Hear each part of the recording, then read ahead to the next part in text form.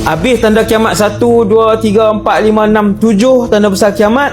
Ketika itu bumi kembali menjadi kucar kacir. Masjid ada, laungan azan tiada. Nama-nama orang yang Islam, Abdul Qahar, yang nama Abdullah, yang nama ada, tetapi tak pernah solat. Kemuncaknya bila sebut Allah, tanya orang sebelah, hang sebut apa tu? Tak tahu, tersebut. Aku pun tak tahu siapa. Bila sebut Allah atas muka bumi ketika tu, ada satu orang sebut. Bila dia kata, hang kataan apa tadi? Tak tahu. Dulu pernah dengar. Kita, aku pun tak tahu benda apa. Waktu tu bila kiamat.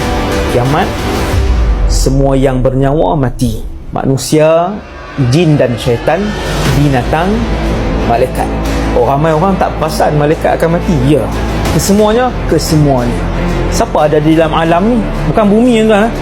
Bumi ketika ni sekarang kita duduk ni, bumi ni dia seperti satu pasir, dan dikeliling dia di alam semesta ni ada lagi sebanyak bilangan butiran pasir di lautan.